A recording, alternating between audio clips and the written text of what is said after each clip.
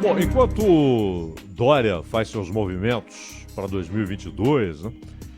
Inclusive, é bom lembrar que essa história com o Aécio não tem a ver com o apoio do Aécio ao Lira, não. Tem muito mais a ver com o fato de que o Aécio e outros setores do PSDB não querem que João Dória assuma a presidência do partido, né? Até porque o Alckmin chegou a fazer isso, né? Mas o Alckmin, naquela maneira dele e tal, nunca se impôs como um tirano dentro do partido, né?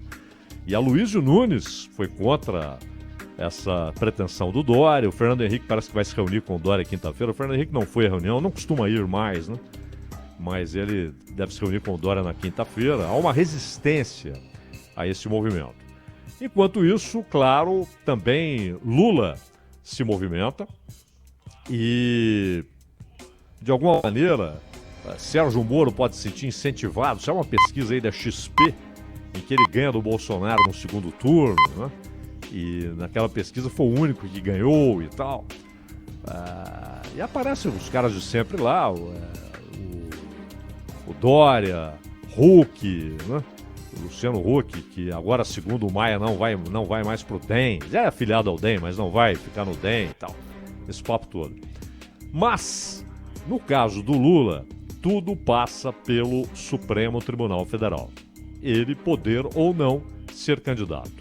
E também, no caso do Sérgio Moro, qualquer objetivo político tem uma relação direta com aquilo que o Supremo vai decidir. Esperamos nas próximas semanas, mas talvez nos próximos meses, né? Na lentidão histórica e crônica do Supremo, do Judiciário em geral, mas particularmente do Supremo. Mas há um caso que ainda não é o que vai levar à afirmação da suspeição ou não de Sérgio Moro pela segunda turma, mas há um caso que, na verdade, é o que alimenta aquilo que será julgado depois. Agora, hoje, terça-feira, 9 de fevereiro, o que a segunda turma deve decidir é se será mantida ou derrubada a decisão do ministro Ricardo Lewandowski de compartilhar mensagens hackeadas da Lava Jato com a defesa do ex-presidente Lula. O Lewandowski, como sabemos, ele não apenas tomou essa decisão, como, na verdade, ordenou que tudo que estava ali no processo fosse entregue à defesa do Lula. E também decidiu que as mensagens hackeadas deveriam ser entregues. Para quê? Obviamente, para que façam parte da ação movida pela defesa do Lula, que lá na frente pode levar, depende de quando isso vai ser colocado em votação, está dependendo do Gilmar Mendes, não é? Que ignorou aí aquilo que o próprio regimento do Supremo estabelece em termos de tempo para que o ministro peça vistas e devolva o processo, depende dele. E ele, claro, está farejando o que vai acontecer para colocar em votação. Quer ter certeza de vitória. Afinal, é na segunda turma. Seria muito mais difícil para o Gilmar, para o Lewandowski, se fosse no pleno. O acesso à íntegra dos documentos do acordo de leniência entre a Força Tarefa e a Odebrecht também será analisado pela Corte. No caso desse acesso à íntegra dos documentos do acordo de leniência, parece pertinente, não é? Afinal de contas, o Marcelo Odebrecht, ele ratificou, confirmou, corroborou algumas posições da Lava Jato na sua peça de acusação contra o Lula. E ainda, em outro caso, que já está para desaparecer, né? Que é o caso lá do terreno, tem a história dos e-mails trocados ali internamente na Odebrecht, tendo como um dos participantes das conversas por e-mail o próprio Marcelo Odebrecht, que na época era quem mandava na empresa.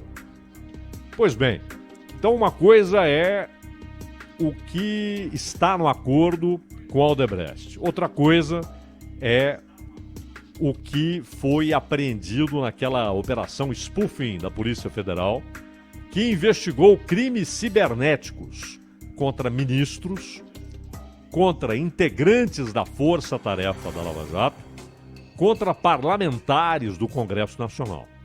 Porque aqueles caras lá, na época, inclusive, circularam rumores, né, de uma rede internacional, mas parece que você tinha ali Araraquara, né, como o centro das operações.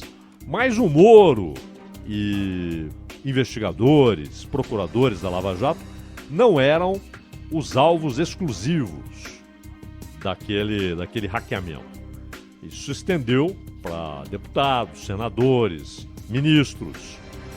E entre os alvos estavam Sérgio Moro e o Deltan Dallagnol. As mensagens interceptadas mostram combinações da dupla quanto à tomada de decisões na Lava Jato contra Lula. E os advogados de Lula se apoiam em textos que estão ali nas conversas vazadas, porque eram conversas quase nunca por telefone, geralmente eram textos, na defesa da parcialidade, da tese que eles têm de que Sérgio Moro agiu com parcialidade enquanto juiz no caso do Triplex. Caso o Supremo decida manter a decisão de Lewandowski e assim prosseguir com o compartilhamento das mensagens, que cá entre nós, né, já estão vazando aí publicamente faz tempo. Todo mundo que se interessa pelo assunto já se deparou com trechos das conversas. Não há dúvida, não há ali uma grande novidade, mas porque grande parte já vazou. Mas há uma questão que é o que está na legislação brasileira e nas suas brechas, principalmente nas suas brechas, não é? Por quê? A legislação brasileira diz que a justiça não pode usar provas obtidas de forma ilegal. Não pode. Aliás, o tipo de denúncia que leva a uma investigação pode ser fatal para que toda uma operação seja anulada. Foi o caso da Castelo de Areia. É claro que aquilo foi a brecha encontrada. O que eles queriam era varrer a Castelo de Areia. E conseguiram. Não é? Só não destruíram todos os documentos porque houve uma decisão em caráter liminar da Carmen Lúcia que impediu a destruição. Não é? Uma coisa assim de 1984, né? do Orwell. Desaparecer da história. Então eles fariam a Castelo de Areia desaparecer da história. Com a Lava Jato isso não é possível, né? Tudo foi avançando rapidamente e se tornou público. E houve um momento de grande popularidade da Lava Jato, quando inclusive o próprio Gilmar Mendes votou com a Lava Jato. Inclusive naquele caso, né, Ronald, que abordamos outro dia, que foi a história da suspeição da nomeação do Lula, quando o Gilmar Mendes decidiu que havia desvio de finalidade. Que queriam era tirá-lo da primeira instância e entregar o caso para o próprio Supremo. Essa foi a decisão do Gilmar. Um pouco depois, na medida em que as investigações avançavam, iam para além do PT e além do Lula, dentro do Supremo houve uma mudança, inclusive do próprio Gilmar. Não é? Lewandowski não. Lewandowski é, chapa do Lula, não é? De jantar com ele, isso há muitos e muitos anos, né? Quando ele não era ministro do Supremo, eram só amigos, não é? E sempre foi reticente para ser econômico nas palavras. Sempre foi oposição às investigações da Lava Jato. Enquanto que, por exemplo, o Fachin, que herdou os casos da Lava Jato de Curitiba e da Petrobras especificamente, do falecido Teori Zavascki e o Barroso, sempre foram claramente favoráveis à Lava Jato. não é? O Gilmar inicialmente parecia ter uma posição simpática, depois virou completamente. E no meio do caminho surge a especulação de que ministros do Supremo estariam sendo investigados pelos procuradores da Lava Jato, que negam e dizem que sempre que em algum momento da investigação se depararam com o nome de uma pessoa com foro privilegiado, seja o Rodrigo Maia, seja o Toffoli, eles imediatamente passavam para o próprio Supremo. Nos deparamos com esse nome, não podemos investigá-lo, a legislação não permite porque eles têm foro privilegiado. O caso é para vocês. Essa coisa ridícula, né, do foro privilegiado, em que, na verdade, a investigação não pode ser tocada, mas o julgamento ser levado ao foro adequado. Não. Tem de entregar todo o pacote inteiro para o foro específico, adequado, ainda que aquela figura apareça no meio de uma investigação relativa a alguém que não tem foro privilegiado, né? São os erros crassos da legislação brasileira. E eles negam. Mas o fato é que mudou o humor. Mudou o humor, principalmente do Gilmar, em relação à Lava Jato. Mas a justiça brasileira não pode usar provas obtidas de forma ilegal de acordo com a legislação, certo? E as mensagens foram descobertas devido a um ataque de hackers aos telefones pessoais do Moro, dos outros que foram hackeados, tiveram suas conversas copiadas. E por isso é um crime, ou seja, não há discussão a respeito de que os hackers cometeram um crime, não é? É lógico. Porém, o que a defesa do Lula alega, e aí encontra amparo legal, é que isso pode ser desconsiderado caso seja benéfico ao acusado ou ao réu. Esse é o argumento utilizado pelos advogados do ex-presidente. Será acatado ou não? Pelo Lewandowski, sim, já acatou. Se a decisão da segunda turma é se a posição do Lewandowski será ou não ratificada, é claro que o voto dele já está lá, né? Gilmar Mendes, tudo indica, votará com Lewandowski. Fachin, contra. Carmen, há especulações que votará a favor, e aí pode ser uma goleada, mas se ela votar com o Fachin, votar contra, também neste caso, a decisão caberá ao novato Cássio Marques, né?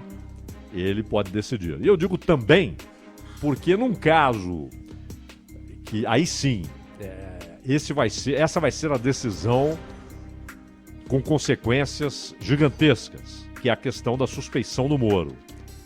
Também ali, o Cássio Marques deve dar o voto decisivo. Então,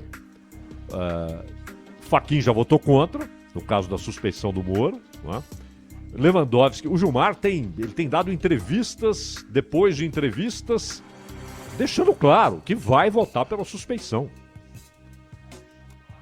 Ele chega a dizer que a Lava Jato provocou um dano gigantesco ao judiciário brasileiro. E disse que sim, que houve irregularidade no procedimento do juiz Sérgio Moro. E aí, esse caso de hoje, entra uma discussão que lá na frente você pode ter uma decisão que sirva de jurisprudência, né? Que é, ou não, o Supremo pode tomar a decisão e falar caso específico, não se espalha automaticamente para outros casos. Mas a questão é, um crime que leva à obtenção de uma informação, pode ser usada essa informação pela defesa de um acusado, um réu, não pode ser usado pela promotoria, porque aí é contra o réu, e a lei é clara quanto a isso, mas a defesa pode usar? Não pode usar contra, mas pode usar a favor? Neste caso, já houve casos em que sim. neste caso, poderá? Se puder, eles vão pegar esse material, os advogados do Lula, e vão fortalecer o pedido para que o Supremo decida pela suspeição do Sérgio Moro. Isso não será julgado hoje, será julgado depois. E aí sim, se for decidida a suspeição de Moro, se a segunda turma afirmar por maioria, 3-2, que o Moro agiu fora da lei, o processo é anulado. Lógico, né? Se o juiz agiu fora da lei, o processo é anulado. E aí o Lula se livraria desta primeira condenação. Não significa, ninguém vai estar dizendo que o Lula é inocente. Afinal, isso vai demorar. A primeira instância já disse é culpado, a segunda instância disse é culpado. No caso do triplex. Porém, por isso ele foi preso, quando havia permissão para prisão depois de condenação em segunda instância. Depois o Supremo mudou. Não pode mais, porque segundo Gilmar estavam acontecendo abusos. Né? Um argumento paupérrimo, juridicamente grotesco. Porque não existe esse negócio de estão acontecendo abusos. É caso por caso. Isso é o princípio da justiça. Não há dois casos iguais. Não há. Nem no mesmo crime. A participação de um e de outro é sempre diferente. De um acusado em relação a outro acusado. Não há dois casos iguais. Então não tem essa de estão acontecendo abusos, então não pode mais. Né? Que foi o argumento que o Gilmar inventou para poder mudar a sua própria decisão de possibilidade de prisão depois de condenação em segunda instância. Mas, se decidirem pela anulação do processo, pela suspeição do Moro e, portanto, anulação do processo, o Lula se livraria, não estaria sendo considerado inocente, mas se livraria daquela condenação. Aquele julgamento desapareceria e teria de acontecer outro, de novo sobre o triplex. E de novo, primeira instância, e aí toda a tramitação, testemunhas, defesa, acusação, vai ouvir o acusado e tal, tudo aquilo. O Zaidan, tem uma linha de pensamento aí, achando que pode ser um dominó. E aí, a gente já falou sobre isso semana passada também, a respeito da condenação de Gabriela Hart, por todos aqueles problemas da cópia e tudo mais e tal. Isso. Você acha que pode vir uma coisa atrás da outra? Pode vir pelo seguinte, primeiro que se ele se livra desse processo, ou seja, se esse processo tem de ser reiniciado, se ele se livra da condenação do Sérgio Moro e, portanto, automaticamente do Tribunal de Porto Alegre, isso volta para Curitiba, recomeça tudo. Mas e o caso Atibaia? Ele continuaria impedido de se candidatar por causa da lei da ficha limpa, por causa do caso de Atibaia, onde ele também foi condenado em primeira instância e em segunda instância. E aí, a defesa do Lula pretende usar, se decidida a suspeição do Moro, pretende usar para anular o caso de Atibaia. Não, mas foi outro magistrado, foi a Gabriela Hart, que havia substituído provisoriamente o Moro. Mas aí eles usam o argumento disso que você acabou de falar, não é? Ela copiou trechos inteiros da sentença do Moro.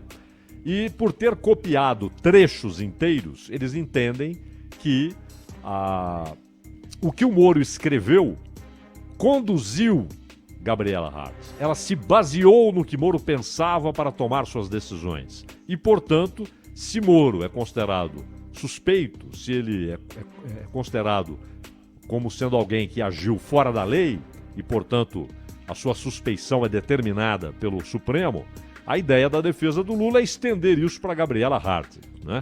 E se o Supremo decide que sim, que também o caso de Atibaia terá de voltar ao início, terá de ser iniciado um novo julgamento, aí ele se livra por um bom tempo da lei da ficha limpa e pode se candidatar, que é o objetivo, é claro. Esse é o objetivo. O Lula não está atrás das grades e tal. Ele sabe que agora dificilmente voltará, né? Até pela idade que tem, por N fatores, porque até que o Congresso em algum momento decida determinar em lei a possibilidade de prisão depois de segunda instância, isso vai demorar muito tempo. Ou que o Supremo mude, já com outra formação, com outra configuração, mude a sua posição a respeito do assunto, lendo a Constituição, isso vai demorar muito tempo. A ideia, o que o preocupa, o que o move é ser candidato. E a defesa dele está apostando numa decisão da segunda turma favorável ao Lula, contrária ao Moro, e que poderia se estender, mas aí com aquele movimento lentíssimo do judiciário brasileiro, pode se estender ao caso de Atibaia. Pois é, muitos desdobramentos aí. O Zaidan estava dando aqui essas explicações para a gente, porque, Zaidan, realmente a gente acompanha, se você por exemplo, um ET que chega agora, pela primeira vez na vida, liga o rádio, tem tanto desdobramento esse caso, mas tanto, e pelo jeito não para tão cedo, né, Zaidan? Sim, mas as coisas poderiam ser bem mais rápidas. Poderiam, né? Mas não tudo assim, tudo é complicado, tudo que vai para o jurídico, tudo que vai para o Supremo, tudo para lá e assim as coisas não se resolvem. E assim sempre tem. O interessante, Sônia, é impressionante, é impressionante. Não é que o Supremo está decidindo definitivamente se o Lula é inocente ou culpado, não é? Ou seja, na verdade eles estão decidindo se recomeça o julgamento em primeira instância.